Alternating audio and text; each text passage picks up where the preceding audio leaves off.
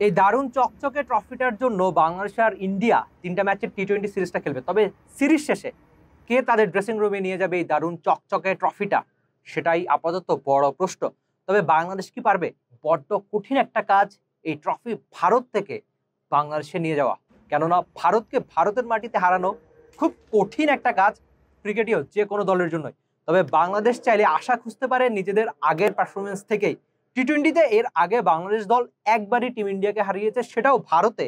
2019 সালে অরুণ জেটলি স্টেডিয়ামে দিল্লিতে বাংলাদেশ দল টি-20তে ভারতকে হারিয়েছিল, যেটা বাংলাদেশের একমাত্র টি-20র জয়। তবে এই ভারত একটু ভিন্ন।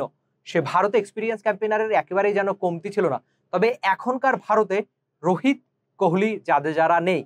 তাদের ছাড়া নিশ্চয়ই ভারতীয় দল এক্সপিরিয়েন্সের একটু কমতি তো রয়েছেই বটে। তবে বাংলাদেশও এখানে একটু নিজেদের খানিক ব্যাকফুটে থাকতে পারে, কেননা বাংলাদেশ দলেও সাকিব আল হাসানের মতো এক্সপিরিয়েন্স ক্যাম্পেনার নেই। তবে বাংলাদেশ ক্যাপ্টেন নাজমুল হোসেন শান্ত কিংবা আজকে প্রেস কনফারেন্সে আসা তাওহিদ হৃদয় শুনিয়েছেন আশার কথা। বড় ধামাকা নয়, মাঠে ক্রিকেটে পারফরমেন্স করেই বাংলাদেশ ভারতকে হারাতে চায়।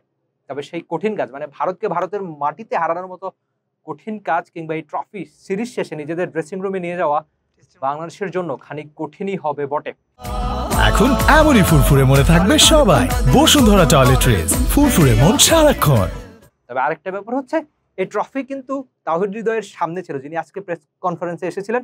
বাংলাদেশ ক্যাপ্টেন নাজমুল হোসেন শান্ত আবার আগের দিন কথা বলেছিলেন। সচরাচর অনেক ক্রিকেটীয় দেশে হয় কি, সিরিজের আগের দিন ঘটা করে ট্রফি উন্মোচন করা হয়। তবে ভারতে খোঁজ নিয়ে জানলাম সেটা নাকি খুব একটা হয় না।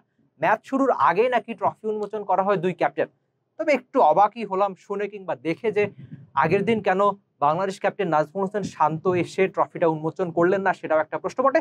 তবে আজকে যেহেতু বাংলাদেশের ঐচ্ছিক অনুশীলনের দিন ছিল, তবে আগের দুদিন কিন্তু রীতিমতো ঘাম ঝরিয়েছে যাকে বলে। গোয়ালিয়রের উত্তাপ অনেকটাই তীব্র, আর সেই তীব্র উত্তাপে বাংলাদেশ লম্বা সময় প্র্যাকটিস করেছে। অন্তত নিজেদের চেষ্টার জায়গায় বাংলাদেশ একটুও কমতি রাখেনি, সেটা অবশ্যই বলা যায়।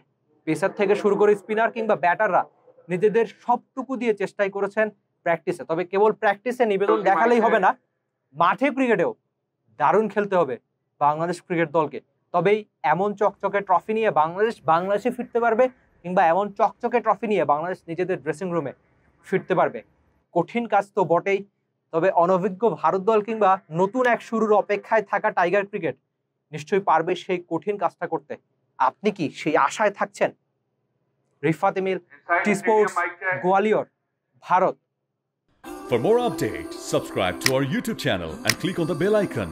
Follow us on Facebook and Instagram. Download T Sports app to enjoy exciting games and highlights. Visit tsports.com.